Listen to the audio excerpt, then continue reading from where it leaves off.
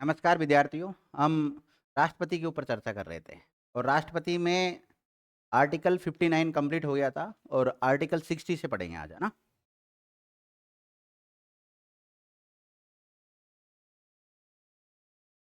अनुच्छेद 60। कौन सा? अनुच्छेद 60। देखो यहाँ से कौन कौन से सवाल आते हैं वो मैं स्पष्ट बता देता हूँ आपको। बहुत सरल सवाल आता है, इतना सरल आता है कि कोई भी बच्चा उसको कर सकता है। देखो, पहला सवाल तो ये पूछा जाता है। देखो, राष्ट्रपति जब चुनाव जीत जाता है तो उसके बाद में उसका जब पद ग्रहण करता है तो उस समय शपथ लेता है। क्या लेता है? शपथ लेता है। तो राष्ट्रपति की शपथ का उल्लेख कौन से अनुच्छेद में मिलता है? 60 में मिलता है। कौन से भाग में मिलता है? भाग 5 में मिलता है। हालांकि जो शपथ शब्दावली है इसका उल्लेख इंडियन कॉन्स्टिट्यूशन की अनुसूची 3 में भी मिलता है। किस मिलता है? 3 में। लेकिन 3 में जिनकी भी शपथ का प्रारूप मिलता है उसमें राष्ट्रपति की शपथ का उल्लेख नहीं मिलता है। दूसरा बिंदु ये याद रखना होता है कि राष्ट्रपति की शपथ का उल्लेख अनुसूची 3 में नहीं मिलता है।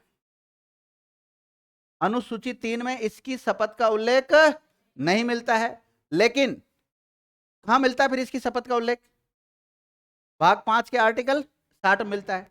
और शपथ की जगह पर आपको एक शब्दावली मिल सकती है, प्रतीक जान। क्या मिल सकता है? प्रतिजान ही बोलते हैं। शपथ बोलो चाहे प्रतिजान बोलो, बात एक ही, ध्यान रखना। ओके। अब राष्ट्रपति जब कहता है कि मैं राष्ट्रपति पद की शपथ लेने के लिए खड़े होते हैं, आपको पता है उस समय, तो उस समय इनको शपथ कौन दिलाता है? तो इनको भारत का जो सुप्रीम कोर्ट होता है उसका मुख्य न्यायाधीश, तो इनको शपथ कौन दिलाता है? सुप्रीम कोर्ट का मुख्य न्यायाधीश दिलाता है। अब कई बार सवाल ये बनता है कि सुप्रीम कोर्ट का मुख्य न्यायाधीश नहीं है, किसी कारणवश छुट्टी पे चल रहे हैं, तो उनकी जगह पर इनको शपथ कौन दिलाएगा? जो भी वरिष्ठ जज है, कहां का? सुप्रीम कोर्ट का वरिष्ठ न्यायाधीश दिलाएगा, ध्यान रखना। और वरिष्ठ भी अगर नहीं है तो अन्य न्यायाधीश। तो अन्य न्यायाधीशों की वरिष्ठ की बहुत सारी लिस्ट होती है और सारे सुप्रीम कोर्ट के न्यायाधीश एक दिन में एब्सेंट नहीं हो सकते हैं। सीनियर सीनियर जज। बस इसमें ये बिंदु याद रखना होता है। और लास्ट ये होता है कि इसकी शपथ का प्रारूप कैसा होता है। वो शपथ का प्रारूप हर छोटे मोटे एग्जाम में तो पूछा नहीं जाता, बड़े एग्जाम में कई बार पूछ लिया जाता है।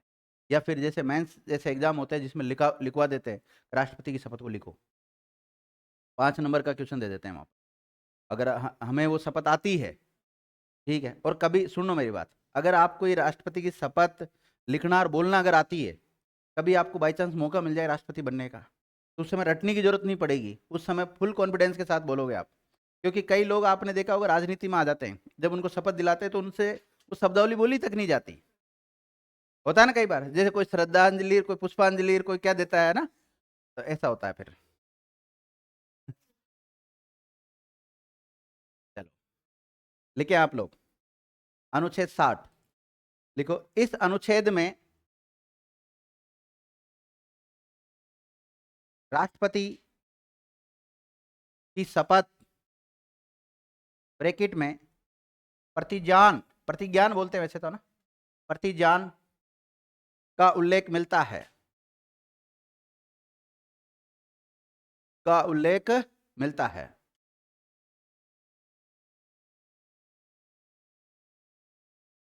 लिख लिया? नोट डाल लो यहीं। शपथ का प्रारूप, शपथ का प्रारूप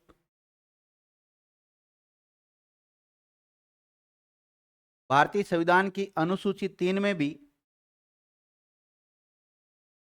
भारतीय संविधान की अनुसूची 3 में भी दिया गया है। अनुसूची 3 में भी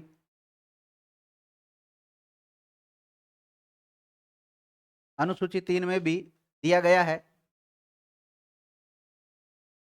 लिख लिया? लेकिन अनुसूची 3 में,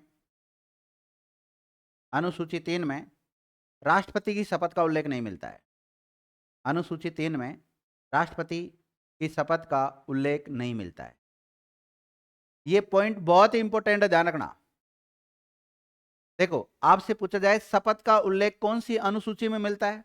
12 अनुसूची है ना, उसमें से 3 नंबर की जो अनुसूची उसमें मिलता है, उनमें इनका ड्राफ्ट दे रखा है, सबका प्रारूप दे रखा है, लेकिन राष्ट्रपति की शपथ का प्रारूप नहीं दे रखा वहां पर।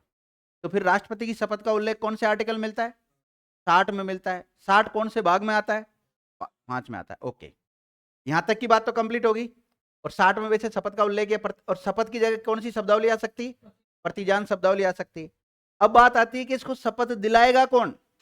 तो भारत का या सुप्रीम कोर्ट का जो न्यायाधीश होता है, मुख्य न्यायाधीश होता है, वो इसको शपथ दिलाता है। बाई चांस मुख्य न्यायाधीश एब्सेंट है, किसी कारणवश अनुपस्थित है, तो जो भी सुप्रीम कोर्ट का वरिष्ठ न्यायाधीश होगा वो दिलाएगा। अब वरिष्ठ भी अगर जो 1 नंबर पे वरिष्ठ आ रहा है वो है, तो 2nd नंबर का दिलाएगा, उसमें क्या दिक्कत है? लिखिएगा, भारत के राष्ट्रपति को शपथ सुप्रीम कोर्ट का मुख्य न्यायाधीश दिलाता है।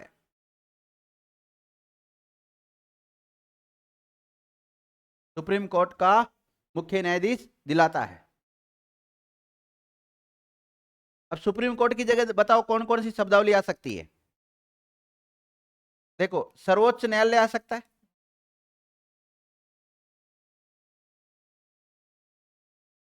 या इसकी जगह पर उच्चतम न्यायालय भी आ सकता है। क्या आ सकता है? उच्चतम न्यायालय भी आ सकता है। ये कई बार इसकी जगह पे आता है भारत का न्यायालय। क्या आता है? भारत का न्यायालय। यह कई बार आता है भारत का सर्वोच्च न्यायालय। भारत का सर्वोच्च न्यायालय, कोई सी भी शब्दावली आ सकती है, आपको पता होना चाहिए। जब सुप्रीम कोर्ट पढ़ेंगे जब और भी कंसेप्ट क्लियर हो जाएगा, ठीक है ना। तो सीजेआई दिलाता शपथ। अब बाई चांस ये सीजेआई अगर एब्सेंट है, तो ऐसी स्थिति में शपथ कौन दिलाएगा बताओ? सुप्रीम कोर्ट का अन्य वरिष्ठ न्यायाधीश। लिखिएगा, यदि नोट नोट यदि सुप्रीम कोर्ट का मुख्य न्यायाधीश अनुपस्थित है, तो ऐसी स्थिति में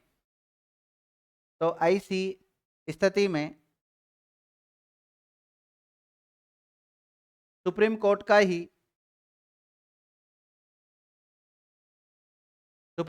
ही कोई वरिष्ठ न्यायाधीश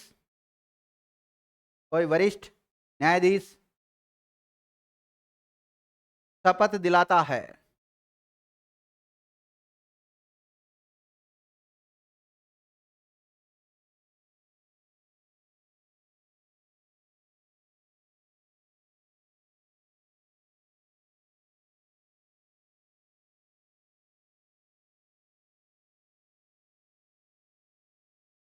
लिख लिया? अब देखो, कभी कभी ऐसा होता है विद्यार्थियों कि राष्ट्रपति का खुद का पोस्ट ही खाली हो गया। जैसे माना कि मैं राष्ट्रपति बना और मैंने त्याग पत्र दे दिया, या मेरा निधन हो गया, या मुझे हटा दिया गया किसी भी कारणवश, तो मैं उस पद से हट गया राष्ट्रपति। तो राष्ट्रपति पद से हटने के बाद में राष्ट्रपति का काम कौन करता है? उपराष्ट्रपति करता है। और उपराष्ट्रपति भी नहीं है, तो ऐसी स्थिति में सुप्रीम कोर्ट का न्यायाधीश करता है, मुख्य न्यायाधीश। तो फिर ऐसी स्थिति में जो भी कोई व्यक्ति राष्ट्रपति की जगह पर कार्यवाहक राष्ट्रपति बनता है, जब भी कोई व्यक्ति कार्यवाहक राष्ट्रपति बनेगा तो उसको भी इसी प्रकार की शपथ लेनी होती है। अगला फैक्ट लिखो। हाँ, सेम सुविधा, सेम वेतन, सब कुछ, लेकिन शपथ की बात आ रही तो शपथ यहीं लिखा देता हूं।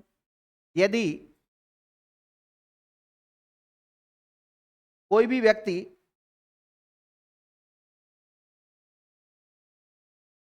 कार्यवाहक राष्ट्रपति के रूप में काम करेगा, कार्यवाहक राष्ट्रपति के रूप में काम करता है, यदि कोई भी व्यक्ति कार्यवाहक राष्ट्रपति के रूप में कार्य करता है, तो उसे भी पहले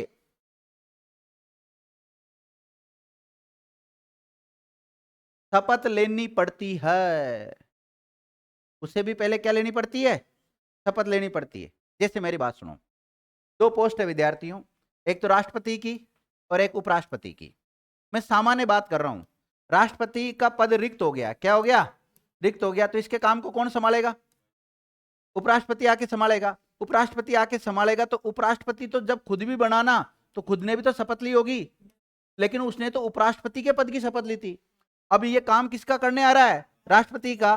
तो ऐसी स्थिति में एक व्यक्ति जो पहले नियुक्त था उसने राष्ट्रपति के नाम की शपथ ली, लेकिन ये रिक्त इसकी पोस्ट खाली होगी, तो अब ये वाला व्यक्ति आके राष्ट्रपति बना तो ये दोबारा शपथ लेगा। फिर समझ गए ना इस चीज को आप? जो भी व्यक्ति राष्ट्रपति के रूप में काम करता है या कार्यवाहक राष्ट्रपति के रूप में काम करता है, उसे भी राष्ट्रपति पद की क्या लेनी होती है? शपथ लेनी होती है। उसका भी उल्लेख किसमें मिलता है? आर्टिकल 60 में ही मिलता है। ठीक है ना? ओके। अब इसकी शपथ का जो प्रारूप है वो कौन सी आर्टिकल में मिलता है? 60 में मिलता है। और किस टाइप से शपथ ली जाती है वो अभी मैं आपको लिखा दूंगा, उसको आप लिख लेना आराम से। लेकिन ज्यादातर ये देखा है कि राष्ट्रपति, पहले के शुरुआत के राष्ट्रपति तो 25 जुलाई को शपथ नहीं लेते थे, लेकिन अभी ऐसी परंपरा सी बन गई है, संयोगवश परंपरा बनी है, ऐसा कहीं भी कॉन्स्टिट्यूशन में लिखा हुआ नहीं है कि आप 25 जुलाई को क्या लेंगे? शपथ लेंगे, लेकिन संयोगवश ऐसा ही हो रहा है। हाँ, लिखो। भारत के छठे राष्ट्रपति, हाँ नोट डाल लो, भारत के छठे राष्ट्रपति नीलम संजीव रेड्डी। कौन थे? नीलम संजीव रेड्डी थे अब तक सभी राष्ट्रपतियों ने, पहले ने तो अलग अलग डेट को लेते थे ना, सभी राष्ट्रपतियों ने 25 जुलाई को शपथ ली है।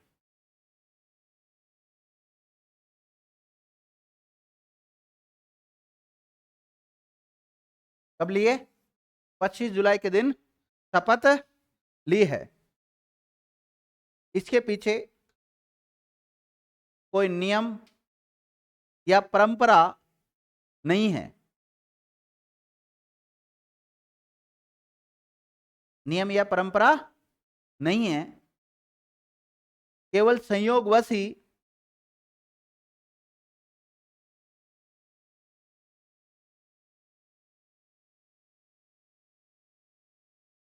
केवल संयोगवश ही ऐसा हुआ है।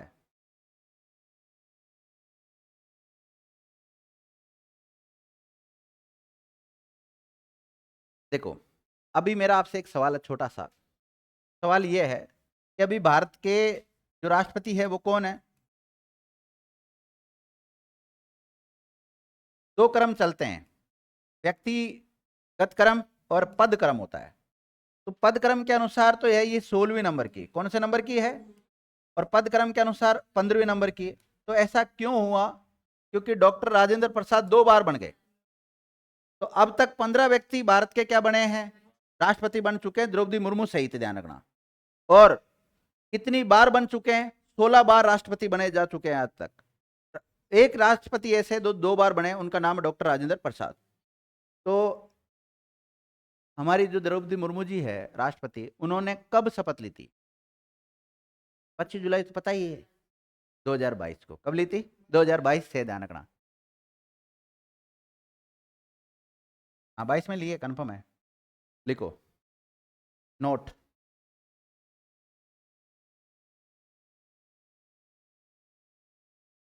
भारत की वर्तमान राष्ट्रपति द्रौपदी मुर्मू ने 22 जुलाई, सॉरी 25 जुलाई, 22 बोल दिया गलती से, 25 जुलाई 2022 को शपथ ली थी। लिख लिया? जिन्होंने पद क्रम के अनुसार 16वीं राष्ट्रपति, कौन से नंबर की? 16वीं, तथा व्यक्ति क्रम के अनुसार, व्यक्तियों के क्रम के अनुसार 15वीं राष्ट्रपति के रूप में शपथ ली थी। कौन सा नंबर का? 15वें राष्ट्रपति के रूप में शपथ ली थी?